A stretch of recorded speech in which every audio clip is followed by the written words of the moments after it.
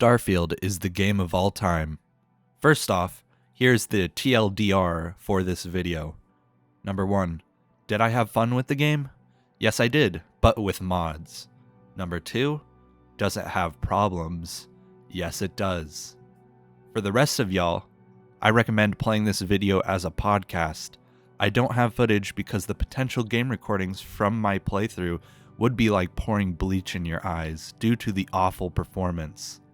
A few things to note before I proceed. My knowledge of the game is backed up by the fact that I have gotten all the achievements for Starfield, and I have played most of the Fallout and Elder Scrolls games. Number 2, there will be spoilers. Number 3, I did use mods, as I already said before. So without further ado, let's talk about the story. The main storyline is split in a classic 3-act structure. Act 1 has the player encounter the MacGuffin-like artifacts as the inciting incident, and thereon the player meets Constellation and goes on separate missions to collect artifacts, learn about the members of Constellation and the world of Starfield, or should I say the universe. Act 2 starts with the introduction of the Starborn. This is where the player encounters the Emissary, then the Hunter, who proceeds to kill one of your Constellation companions. Finally, the player goes on a journey to find out what the Unity is. Act 3 begins with the player learning about the Unity, the core drive of all Starborn, and the philosophies the Emissary and the Hunter hold about it. The player learns about the cause of Earth's destruction, then makes their decision on which Starborn to side with and which to oppose. After attaining all artifacts, the player can finally reach the Unity. So some big questions the main story poses are, does the Unity turn you bad? So I was talking to Andreja, and she expressed that she worried that you won't be the same once you go through the Unity. I understand this worry because out of all the Starborn you have ever encountered, only one is slightly safe, and that's the Emissary. But she was the one who came up and threatened to take your artifacts whenever you first met her, and that's not 100% safe. And this is additionally supported by the fact that all the other Starborn are openly violent towards you. So why would someone go through the Unity? So my first thought is the ability to go to a new universe, and that's inherently cool. However, does anyone have any agency on where the Unity takes them? Meaning, can a Starborn ever go back to their own universe? My second thought was that it's for the accruement of power through the temples. And to what end? I don't know. Number 3, it is implied that your essence gets fused into the original universe. So my character was married to Sam Coe, and our marriage caused people to have more relationships in the universe, and Sam Coe, who hopped into the Unity after me, caused them to be more adventurous as well. Finally, do you side with the Emissary or the Hunter?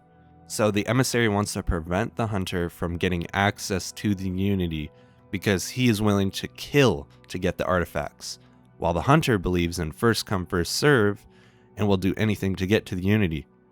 The problem with the Hunter is that to what end is this power that he's accumulating needed? He does not have a clear reason to collect power aside from being stronger. Even Keeper Achilles doesn't give an answer to his purpose during his time as the Hunter. The Hunter just enjoys experiencing the Unity and collecting power. The story feels weak when the main antagonist has an equally weak goal.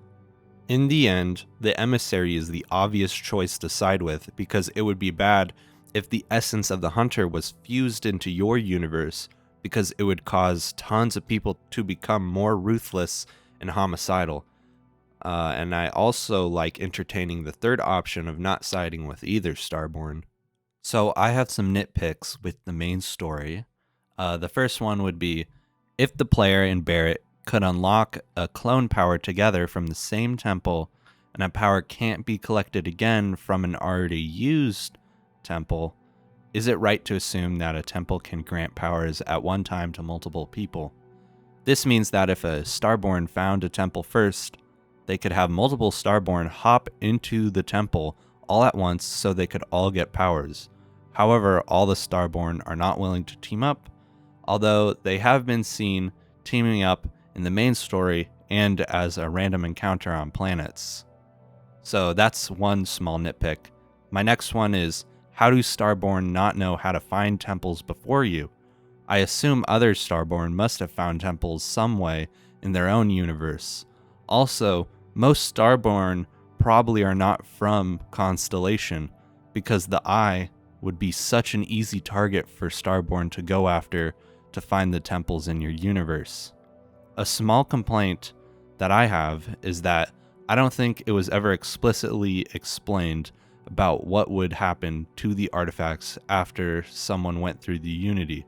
So we know that the artifacts reset somehow, because that is what the Unity implies. Otherwise, a plot hole would exist where the emissary couldn't chase the hunter through the many universes, though it isn't really a big deal. My next issue is much larger, and this is one where any universe is constantly subject to the personalities and beliefs of the Starborn that are universe hopping. So this is a major issue that is never brought up, but it's an issue about consent. Because sure, it wouldn't be too bad to have your most kind and generous volunteers hop through the Unity to make the universe more kind. However, if you let one person through with a hidden trait like narcissism, and now potentially good people all throughout your universe are now being forced to become narcissists as well. Moving on to the summarizing opinions of the main story. The Constellation storyline has you becoming an explorer and learning about the artifacts. I liked the members of Constellation and enjoyed the individual quests like meeting Petrov the Collector and doing the secret deal on Neon.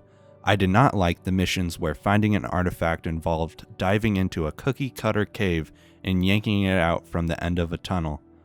My end wish for Starfield's main questline is for the Starborn to be more complex, because the emissary says that they are not a monolith, but to me, they functionally are. The Starborn should have had more characters than just the emissary and the hunter that have more interesting goals. A cool side quest I thought up of could have the player helping a Starborn who is collecting power because their original universe has been taken over by a strong, tyrannical, galactic leader. And I thought that would be pretty cool. I remember when the Unity brought up the creators of the artifacts for a moment at the end of the game. This sounds interesting, and I wish more was done with that as well. Yet it is probably going to be used as potential DLC content or for the main story for Starfield 2 in however many years it'll take for that to become a reality. Overall, the main story wasn't for me, despite the interesting topics brought up like multiverses and superpowers. Also, I believe the Unity is something that nobody should go through. The UC Vanguard faction is joinable when you get recruited by Commander John Tuwala during the second main mission. The player's first mission has them meet Hadrian, defeat a Terramorph, and handle the new potential Terramorph threat. After securing some vaulted Xeno warfare data from the archive, the player meets Ve Victus, the war criminal, who is also Hadrian's father. Next, you build up a research team, and then head to Londinium to secure some Acele's cells. Londinium is where you learn that a plant is what turns heat leeches into Terramorphs, and that Ve Victus knew this and then killed many to protect this secret. Your final choices are to decide Ve Victus's fate and decide what anti-Terramorph strategy you will use to defend the universe. This is a lore-heavy faction questline where most of the history lesson at the orientation on the first mission is foreshadowing for the concepts and locations visited later. The reveal of the Terramorph origin is an exciting revelation to ponder, considering the fair share of heat leeches you see throughout the game, although all this amounts to after the questline is some repeatable missions to collect samples or kill Terramorphs, but I guess this is to be expected from Bethesda due to their past games. I did enjoy the choices you made in this story, like telling Hadrian whether her father is still alive or not, siding with Hadrian or Vevictus, and the choice between using a seals or microbes to eliminate terramorphs. I chose to use a seals, and it seems that many Constellation members did not like this, and I feel that the game is trying to say that I made the bad decision, even though the game says it's the safest option. Overall, it's a good faction questline, and it has you interact with many other factions, and story-wise plays towards larger ramifications in the Starfield universe. UC Vanguard is an interesting and history-heavy storyline that I appreciated. After stopping the bank robbery when visiting Aquila City for the main quest, the Marshal requests that you join the Freestar Rangers. Once you join, your first mission leads you to encounter some mercenaries that are trying to steal farmland, and you are tasked to solve why. Your first lead takes you to the Hope Tech factory because the mercenary ship was stolen from there. After meeting Ron Hope, you head to Neon where the ship was spotted, confront the ship thief, and learn about two of the first mercenaries. Track down each merc, one at the clinic and the other at the Red Mile. The first is a group of veterans from the Colony War turned mercenaries. You find their headquarters and battle Paxton Hull, their leader. He reveals that he was hired by Ron Hope to take farmland for one of the Hope's profitable ventures. Your final choice is to reveal Ron Hope's wrongdoings, which leads to a firefight, or accept his bribes. The Freestar Rangers were an enjoyable faction, and the sleuthing aspect of the story was nice to partake in. I liked how every quest introduced you to a new ranger and their focus. The first is an interesting faction of disillusioned veterans turned mercenary. Paxton Hull's situation was compelling. He experienced the shittiness of war and didn't want his group's effort in said war to be meaningless, which I think is referential to how many veterans felt about the Cold War and Gulf War, yet in the end, he still did a very bad thing and got lost in the sauce of revenge. On the other hand, the main culprit, Ron Hope, was an unsurprising perpetrator due to his dialogue and tone feeling purposefully crafted to be suspect. Also, him being a CEO of a megacorporation doesn't help. The story tries to throw you for a loop by giving him the added quality for caring for his employees, which turns into the main threat against you when arresting him by saying that his employees' livelihoods would be put at risk. I just found it interesting that Ron Hope's most redeeming quality was turned into a tool weaponized against you. I reveled in Hope's slow unveiling of his true personality and beliefs in the end.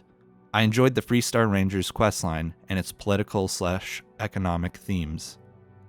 If not already prompted, in New Atlantis, you might encounter a kiosk that can start you on the Ryujin Industries faction questline in Neon. You start as an operative engaging in classic corporate espionage until you find out that the Ryujin mind control project has been leaked and that there is a mole in the company.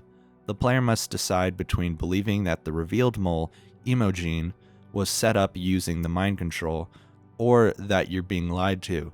Either way, you continue your job. The player finds corporate interference and illegal human trials being enacted by Infinity Ltd., the company that stole Ryujin's project. The real mole is eventually revealed to be Uralu, the original suspect. Now all you need is solid evidence to prove it's her. Do your final mission to take down Infinity Ltd., get the evidence against Uralu, and head back to Ryujin. Lastly, you make the concluding decisions on what to do with Infinity Ltd., the mind control device, and you get to watch as Uralu gets ousted from her position in the company. My initial impressions of Ryujin Industries is that the beginning reminds me of the Dark Brotherhood faction, where each mission is its own affair and only later do missions connect into a larger story. The mole plot was fun because at the beginning I trusted Emogene's words and got paranoid at the questioning from Yuko, another employee, thinking that she was also mind-controlled, although I don't know if it was an actual mechanic implemented into the game. This questline is similar to the UC Vanguard story and how there are a handful of inviting decisions to make, including who you believe the mole is, if Infinity Ltd should be incorporated, and if the mind control tech should be put out into the market. Also, Ryujin Industries and Neon felt like a straight aesthetic ripoff of Arasaka and Night City from Cyberpunk 2077. Ryujin Industries was a morally gray faction that I really did like. The Crimson Fleet questline is offered if you either complete an early UC Vanguard quest or get arrested and are recruited by UC SysDef Commander Akande. Your task is to infiltrate the Crimson Fleet to help take them down. After you get in contact with the fleet, your initiation requires dealing with a runaway fleet member and assisting in a dogfight with Neva. Go to the key and meet the Crimson Fleet leader afterwards, Delgado, who takes you on a mission down to the Lock, an abandoned prison. You learn about Jasper Crix, the founder of the Crimson Fleet, and his legacy, a rumored treasure. Crix's legacy turns out to be a Galbank transport ship that was loaded with credits long ago. Delgado sets you on a quest to prepare for the heisting of this once lost ship. You steal Galbank credentials and find out the planet location of the ship, a gas giant with an electromagnetic field around it. You steal a piece of technology called the comm spike that can find the exact location of this ship. And finally, you steal some technology from Genodyne to protect your ship from the EM atmosphere. After boarding the Legacy, you steal the credits, learn of Jasper Crix's fate, and leave. Your final choice is to deliver the money to the Crimson Fleet or to UC SysDef and battle with the other group. The Crimson Fleet questline is essentially a big pirate hunt to find some grand treasure, like the One Piece. Speaking of treasure, I did like how the missions felt like the prep stages to a big heist at the end. In addition, Jasper Crix's story is worth it in my opinion. The spy part of the story is just reporting back to UC Vigilance at the end of each mission, which is slightly boring. This faction is surprisingly less political than other factions, giving the fleet a lighter tone, although this is Starfield's evil faction. If anyone were to play this questline, I recommend playing it as early as possible because I feel that a blank slate character makes the balance between being a pirate and an operative more enticing to play. A surprising side note is that this is the only faction where I experienced bugs in the dialogue text. Overall, the Crimson Fleet was a fun bad guy faction. My emotions with Starfield ranged from excitement to boredom to frustration. I was excited when the Starborn appeared, but was upset when they were boring. I was interested in exploring the many worlds in Starfield, but was frustrated with the dull landscapes. I was happy to fly my spaceship, but was irritated with the many loading screens. On the contrary, the best stories in Starfield came from the joinable side factions. I was surprised that I enjoyed the faction stories more than the main quest until I remembered Bethesda's previous games. Firstly, Starfield is more similar to Elder Scrolls than it is to Fallout when it comes to the quest and faction structure. Fallout is all about joinable factions being major players in the main quest, while Elder Scrolls has a main faction you join for the main quest, and then has the other joinable factions play out their own unconnected story. Starfield matches Elder Scrolls formula more. And this is seen for Skyrim. I enjoyed dealing with the stories of the Companions, Thieves Guild, College of Winterhold, and the Dark Brotherhood more than playing the main questline. I personally think the main storyline is more interesting when you make all the factions engage with each other like in Fallout. So far, I only hold this opinion when it comes to Bethesda games. For some key characters, I wanted to give a summary about them. First are the companions and their companion quests. Sarah Morgan is a veteran turned explorer who suffered many failures throughout her life and feels regret about her past mistakes. Her companion mission sends you to a crash site of her deceased crew where you find the daughter of two crewmates, Sana. Rescue or abandon Sana to complete the quest. For Andreja, she struggles with expression and thinks more logically. This is due to her upbringing. She reveals that she is a believer in the Great Serpent and a member of House Varun who is also a double agent on your side. Her companion quest is her finding past friends that she abandoned during a zealot ambush 10 years ago and making up for her wrongdoings. Her first friend Aaron fled to Hyla 2 to escape Faroon zealots, but when we found him, he was already dead. Jada, the second friend, is found in the Groom Bridge system and is fighting zealot ships. It is revealed that Tomasar, Andreja's contact to House Faroon, set up the ambush that plagues Andreja's past. So you go meet Tomasar, and with Andreja, you decide his fate and reconcile with the consequences of potentially severing Andreja's connection to House Faroon. Barrett is a charismatic person with tons of jokes. You join Barrett on a quest to unlock powers for him. His power lets him summon another Barrett from another universe. Barrett gets to learn that his husband, Irvin, is alive in another universe, and the situation helps broaden his perspective about his past. Barrett decides to investigate an old case against his past husband to see if some retroactive justice can be found.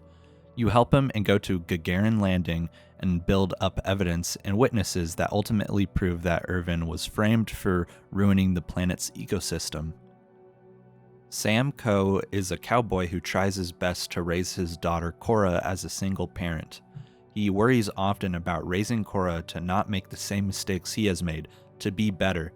Lillian Hart is Sam Coe's ex, and she thinks that you put Cora in too much danger. Eventually, your companion quest starts when Cora is worried that her mom has stopped sending her letters, so you go on a quest to find Lillian, assist in her case against a syndicate, and get her approval. Moving on to the other members of Constellation, we have Mateo, who is the theologian who assists in engaging the player with religious institutions in Starfield. Next is Noelle. Noelle acts as a general scientist who juxtaposes Mateo, seeking reason through data and analysis. However, she isn't a stereotype. Noelle is considerate towards her friends in Constellation. Walter Stroud is the businessman who manages Constellation finances. He is the co-owner of Shroud Eklund. He gives a side quest to assist his company in building a new ship design, one that you will get for free at the end of the quest. Next is Vladimir. Vladimir is an ex-pirate who's currently the operator of the Eye. And finally, we have Vasco. Vasco is the Constellation robot. Fun fact, Vasco is like Codsworth from Fallout 4 because he has a list of names that he can use to greet with if you match one of the recognized names. My character was built as an ice queen, white hair, and has white makeup with hints of blue. I named them Frost and was surprised when Vasco said their name. Moving on to faction characters, we have Hadrian, the Xeno Warfare researcher that handles the new Terramorph threat with the player. I liked Hadrian because she cared about preventing a nightmare scenario and braved the infested Londinian. Next we have Vevictus, a presumed executed UC Navy admiral for war crimes, turned vengeful against his government. He conducts a secret campaign to falsely attain the recognition he feels has been stolen from him by the United Colonies. Vevictus was a good villain because he was selfish and spiteful and smart to withhold his knowledge on Terramorphs. During my playthrough, I was fully transparent about Vevictus to Hadrian, and that landed him in a shitstorm by the end of the faction questline. Next we have Marshall Blake, the leader of the Freestar Rangers. Blake was a chill character that I didn't find that remarkable. The Rangers, however, are a group of people dedicated to protecting the Freestar Collective. The player gets reviewed by each member during their time as a deputy. It was great to see how differently the Rangers operate in the Freestar Collective than the UC Vanguard. For example, Ranger Price in Neon lets small things slide because Neon is too dangerous and lawless to be too strict. The next man is Ron Hope, the CEO of Hope Tech, the ship manufacturer. He's a modern villain. Many people in real life believe that the richest people on Earth are ethically corrupt because of their sole goal of making money and the many exploitative strategies they use. This association is reflected in Ron Hope, who is contrasted with the uncommon characteristic as a pro-worker. The main flaw of Ron Hope is that he's a narcissist and thinks Hope Tech would fail without him. He is an interesting character, however. Next is Paxton Hull, the vengeful leader of the mercenary faction called The First. He is another intriguing character. He hates the Freestar Collective because his group sacrificed a lot, yet couldn't make significant change in the war. He broke the laws of war and committed a war crime and was rightfully convicted for it. Of course there is suffering in war, but he can't use his suffering to justify causing more. Next is Imogen Salzo, the early quest giver who gets framed for leaking a project in Ryujin Industries. Was a cool case because I didn't know to trust her or not, and it provided a nice predicament to ponder. Next is Ularu Chen, the mole in Ryujin Industries. Ularu was given a classic case of the obviously evil voice on the actual villain sickness. Although the player knows this fact, it was fun to evade suspicion and deceive her in the story. We have the CEO of Ryujin Industries, Masako. She's a girl boss. Her main flaw was that she wanted the internal Nero amp to be put out into the market, but at least I was able to convince everyone to oppose it during my playthrough. The commander of UC Sysdef Akande is the man who assigns you to infiltrate the Crimson Fleet. He isn't very remarkable. In fact, his assistant is more interesting as a character. So will I cover this assistant? No. The current leader of the Crimson Fleet, Delgado, is obsessed with Crix's legacy. He is a charismatic leader, and I found him fun to listen to, so it was a shame that I had to lock him up and ruin everything he had built. Neva Mora, the right-hand man of Delgado. Neva cares about money and is a not-so-discerning recruiter. She gets away at the end of the faction story, which means the Crimson Fleet isn't over. I enjoyed Neva as a character. Jasper Crix, the founder of the Crimson Fleet. I liked hearing his story. I'm a big Jasper Crix stan. So overall, I enjoyed the Constellation members. They didn't feel goofy, and they had a genuine curiosity for learning about the artifacts. They were a group of scientists on a mission, and I really appreciated that. The companions had interesting backstories, and for me, I romanced both Sarah and Sam. For me, Sarah died during the Hunter attack. My only wish was for there to be more fleshed out companions with their own questlines. Starfield has good faction characters. Most other characters were cool, with the occasional fluoride stare that you'd get, or the use of Professor X's telepathy as they talk into your mind without moving their lips. I also realized that no characters really used hand gestures, which was kind of off-putting. They either have their hands crossed or to their sides. Anyways, overall, I enjoyed most of the characters in Starfield. The performance was disappointing throughout my playthrough. The game would experience choppy frames, occasional lag spikes, low load times, and on rare occurrences, my game would crash. My fix involved a customized performance-based preset that I downloaded from Nexus Mods. I lowered screen resolution while using the upscaling feature, and lastly I used the Battle Encoder Shiraz, BES for short, to cap CPU usage to around 97% to reduce the lag spikes. My game performance was still poor, however, and these adjustments made Starfield just bearable enough to deal with. The only real way for me to fix my problems is to buy an up-to-date graphics card, where I currently only have a Radeon RX 570.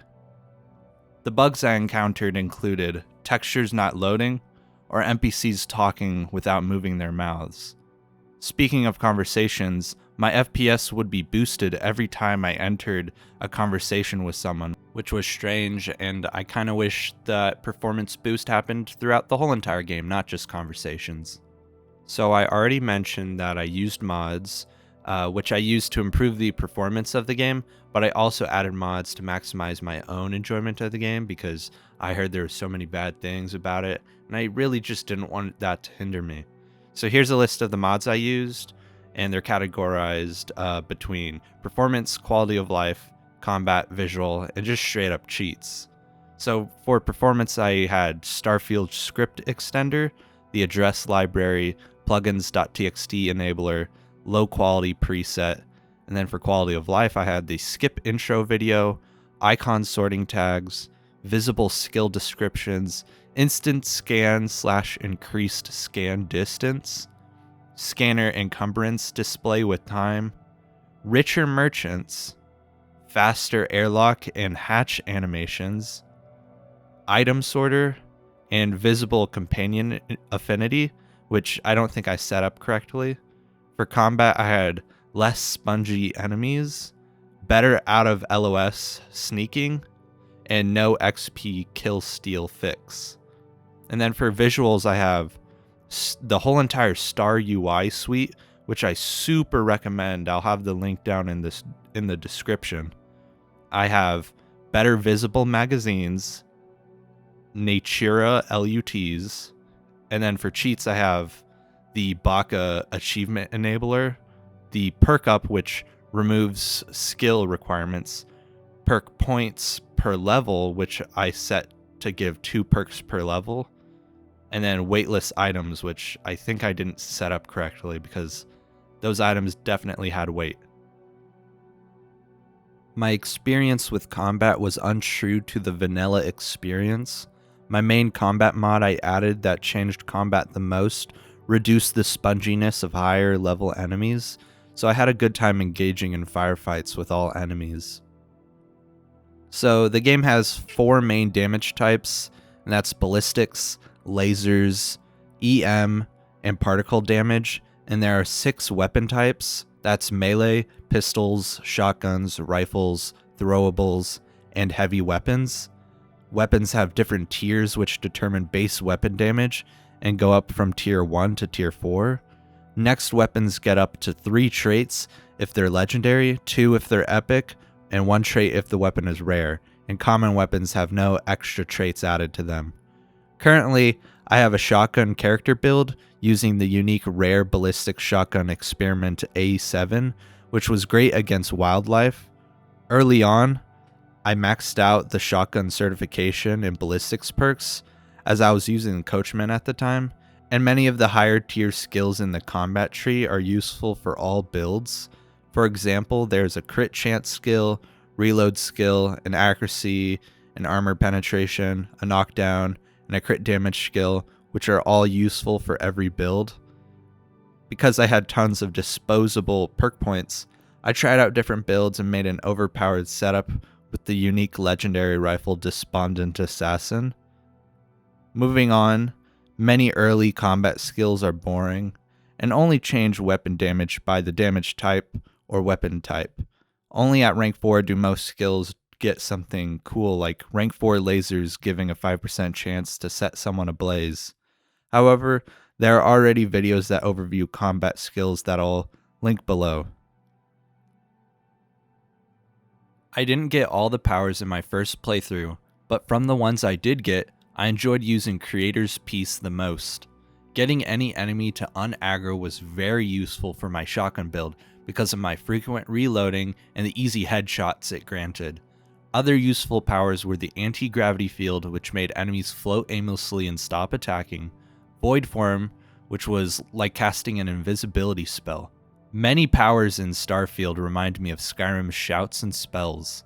By my personal estimate, about half of the Starfield powers are exactly a shout or very similar to a shout.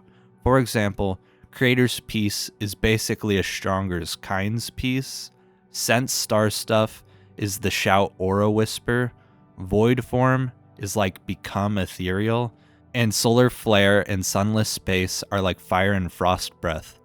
The unique powers in Starfield are either resource, gravity, or atmosphere related. The distinctive shouts in Skyrim are either turned into skills in Starfield or are story related, like the Dragon Ren shout. Your ship is severely weak when you first start engaging in ship combat, and the ways to improve are through ship skills and building a custom ship. By far, one of the best features in Starfield is their ship builder. You are given a ton of freedom when you are building your ship, and there are tons of parts to choose from as well. I personally would have liked the game to be more artsy with ship parts in the ship builder because I wanted to make an interesting ship to look at every time I was flying around in space. Smuggling is one of those weird features that you don't really strategize through with skills or ship parts, but through circumnavigating all the contraband checks altogether.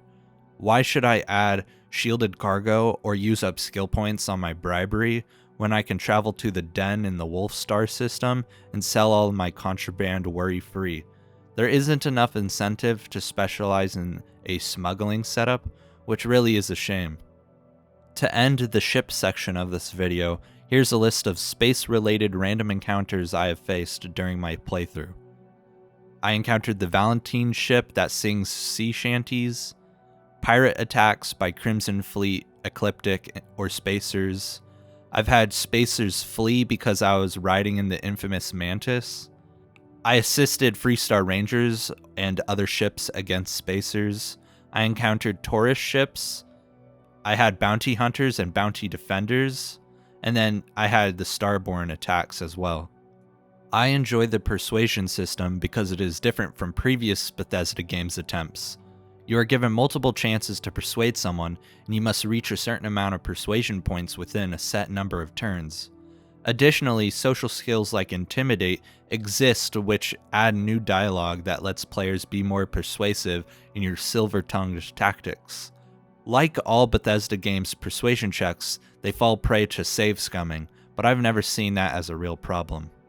One of the biggest problems happens if a player is lucky, and they can chain a bunch of easy options to pass a persuasion check.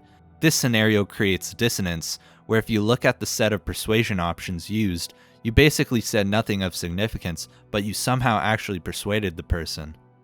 Moving on to hacking, there is no difference between hacking and lockpicking in Starfield. This is a welcome change because I would rather free up a skill space for other more interesting abilities to unlock. To me, the hacking minigame is nothing special, but it is fun to see a new attempt at hacking. I believe this opinion is like beating a dead horse, but Starfield is too large and empty. There are 120 star systems in Starfield, and only a handful of systems have at least one planet with one important location on it. This is what people mean when they say that Starfield's worlds is boring and lifeless. According to the wiki, there are 691 planets and 1,001 moons. My suggestion is to limit the star map to just 50 planets and 50 moons. I think Starfield can go through a lossless compression where the gameplay and stories remain effectively unaffected with the limited number of planets and moons. Bethesda can pack each one with cool handcrafted locations to visit with the same stories. And as a side note, here's a quick tip for anyone who's yet to play, but they should go and survey those gas giants. That is easy survey data to sell to Vladimir. This game seriously needs a land vehicle to cross all those boring-ass landscapes. Also, the game should have capitalized on all the environmental and gravitational hazards they implemented. If they had more important locations set on these hazardous planets.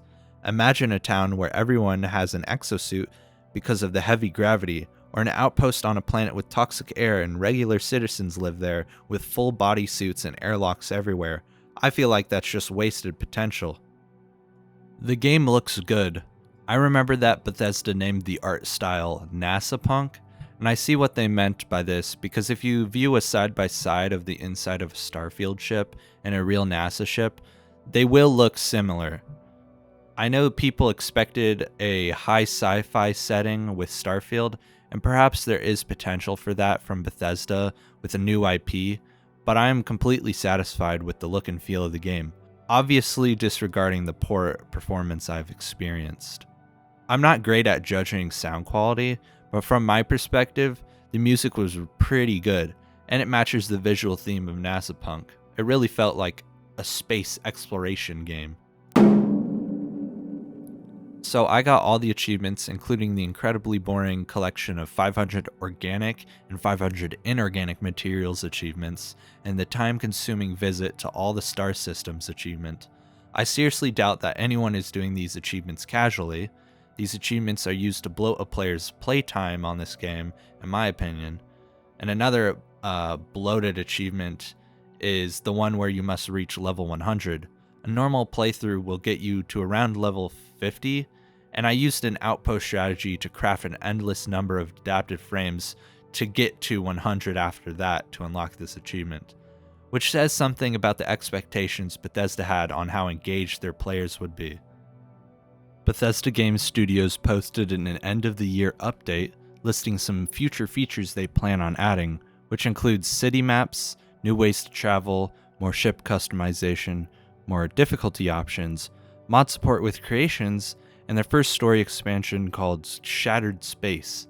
If I'm to go back and play Starfield, they'll need more updates directed towards optimization and performance. In addition, the comments on their posts list some great features they should also consider, like ship codes to share your ship designs easily, more point of interest variation, and seamless travel. We all would rather have a perfectly complete game from launch, but that just never happens.